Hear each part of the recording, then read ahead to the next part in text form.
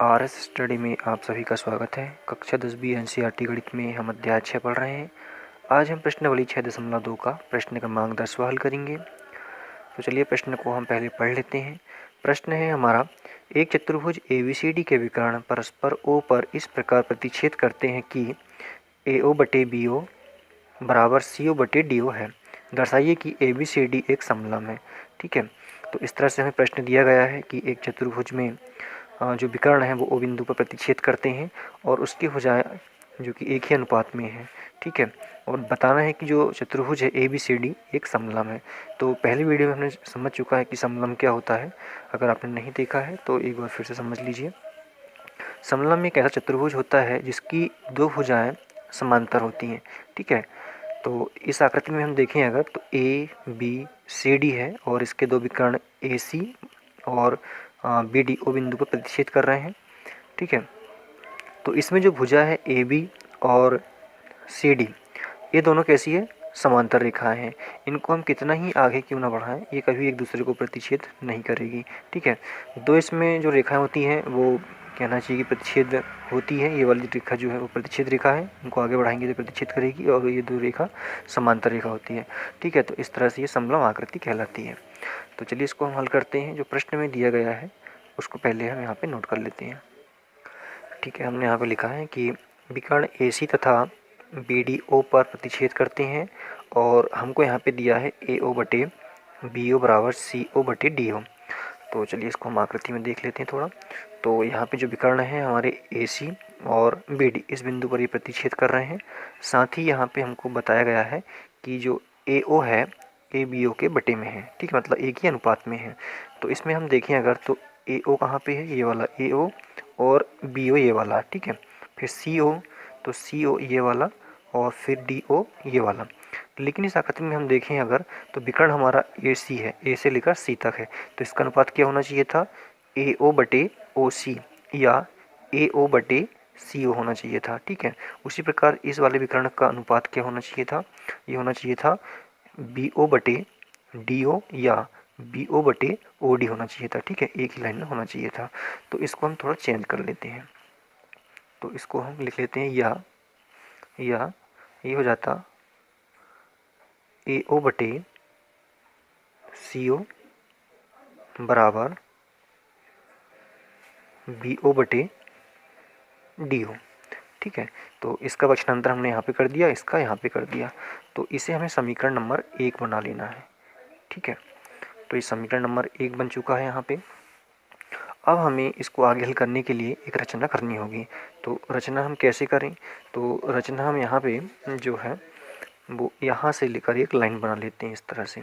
ठीक है, लाइन बनाने पर हमें क्या मिल जाएगा? यहाँ पे इस तरह से एक यहाँ पे हम लाइन खींच लेते हैं और इसको हम ई नाम दे देते हैं यहाँ पे। ठीक है, इस तरह से इसको हम ई बना लेते हैं। ठीक है, यहाँ पे लाइन हमने बना लिया है। तो ये जो रेखा है AB के भी समांतर होगी और ये रेखा DC के भी समांतर होगी।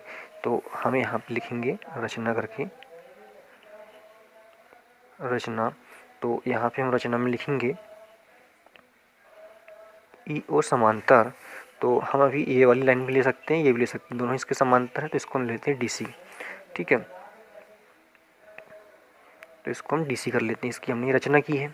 ठीक है, आगे इसकी उत्पत्ति कर लेते हैं। तो इसकी जो उत्पत्ति है उसमें क्या जाएगा? तो उत्पत्ति में हम लिखेंगे यहाँ पे, तो यहाँ पे हम देखें अगर तो ये वाला त्रिभुज, ठीक है, DAB या ABD, इस त्रिभुज में हम देखें तो ये वाली जो लाइन है वो इसके समांतर है। ठीक है, अभी इसके समांतर होने के कारण यहाँ पे जो इस रेखा का अनुपात है और इस वाली रेखा का अनुपात, दोनों का एक ही अनुपात होगा, जो कि थेल्स प्रमेय हमने पढ़ा था। ठीक है, अगर आपने नहीं पढ़ा है तो इसमें समझिए। थेल्स प्रमेय को ही हम कहते हैं आधारभूत समानुपातिकता प्रमेय। ये प्रमेय कहती है यदि किसी त्रिभुज की एक भुजा के समांतर दो अन्य भुजाओं को भिन्न भिन्न बिंदुओं पर प्रतिच्छेद करने के लिए एक रेखा खींची जाए तो ये अन्य दो भुजाओं को एक ही अनुपात में विभाजित करती है। ये हमारी थेल्स प्रमेय कहती है। तो इस त्रिभुज में हम थेल्स प्रमेय लगा देते हैं। ठीक है, तो त्रिभुज ABD में थेल्स प्रमेय से तो थेल्स प्रमेय से क्या हो जाएगा, तो थेल्स प्रमेय में यहाँ पे हो जाएगा हमारा, तो यहाँ पे हो जाएगा हमारा क्या, ए ई बटे ए डी हो जाएगा यहाँ पे, ठीक है, ए डी। और इसके ही अनुपात में क्या हो जाएगा यहाँ पे, इसके ही अनुपात में हम यहाँ पे लिखेंगे बी ओ बटे डी ओ, ठीक है, बी ओ बटे ओ डी या फिर बी ओ बटे डी ओ कर लेते हैं। तो ये हो जाएगा बी ओ बटे डी ओ, ठीक है। इससे हमें समीकरण नंबर 2 बना लेना है। और ये कहाँ से आया, तो ये आया थेल्स प्रमेय से, ठीक है। अब हम यहाँ पे समीकरण 1 और समीकरण 2 की तुलना कर लेते हैं। समीकरण 1 व समीकरण 2 की तुलना करने पर, तो चलिए इसमें हम देखते हैं तुलना करने पर क्या मिलता है हमें। इसमें देखते हैं हम कि बी ओ बटे डी ओ है और इसमें भी बी ओ बटे डी ओ है, ठीक है। तो इसका मतलब क्या हुआ कि यहाँ पे ये दोनों बराबर हैं, तो ये दोनों आपस में कैसे होंगे, बराबर होंगे। तो इसको हम लिख सकते हैं, तो इसको हम क्या लिख सकते हैं, ए ओ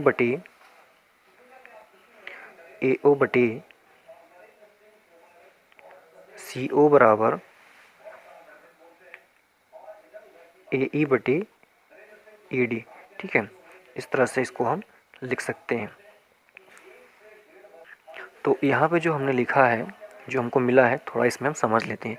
तो यहाँ पे क्या मिला हमें, यहाँ पे मिला कि ए ओ बटे सी ओ, तो ए ओ बटे सी ओ मतलब ए वाली लाइन इसमें ये वाली आ गई है। और इसके बराबर क्या मिला, ए ई बटे ई डी मिला है, तो ए ई बटे ए डी, ठीक है।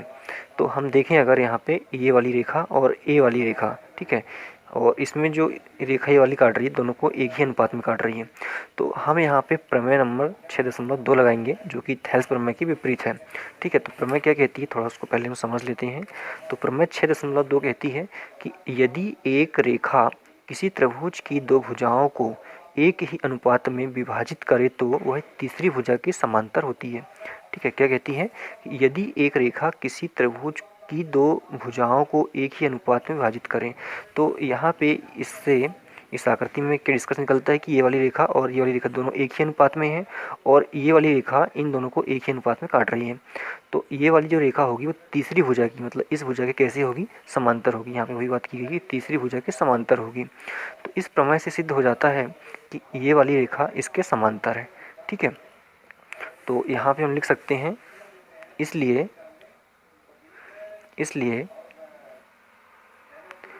ई डी समांतर हो जाएगा किसका, सी डी का, ठीक है। ई डी कहाँ पे है, ये वाली, सॉरी ई ओ है यहाँ पे,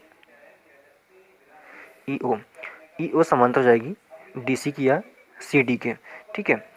तो जब ये रेखा समांतर है, तो समांतर क्यों हुई, तो ये हुई प्रमेय नंबर 6.2 से, ठीक है। यहाँ पे इस तरह से लिख लेना है। जब ये रेखा समांतर होगी किसके, इसके, तो स्वाभाविक है कि ये रेखा इसके समांतर भी होगी, ठीक है। तो ये जब इसके समांतर है तो ये वाली रेखा भी इसके समांतर होगी, ठीक है।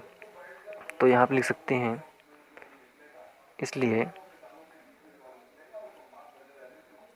ए बी समांतर ई ओ के, जब ये रेखा इसके समांतर है और ये वाली रेखा इसके समांतर है, तो स्वाभाविक होगा कि ये वाली रेखा इसके समांतर होगी, ठीक है। इसलिए ए बी समांतर डी सी या सी डी। तो जब यहाँ पे ये दोनों रेखा आपस में समांतर हो चुकी है, तो हम जानते हैं कि अगर किसी चतुर्भुज या किसी भी चतुर्भुज की अगर दो भुजाएं समांतर हो तो वह समलम होता है। और हमें यहीं पे ये सिद्ध करना था, ठीक है। यहाँ पे हमको यही सिद्ध करना था कि ए बी सी डी एक समलम है। तो यहाँ पे हम लिख सकते हैं, यहाँ सिद्ध होता है कि, यहाँ पे होता है कि ए बी सी डी एक समलम है, ठीक है, समलम है। इस तरह से हमारा सवाल कंप्लीट होता है। धन्यवाद।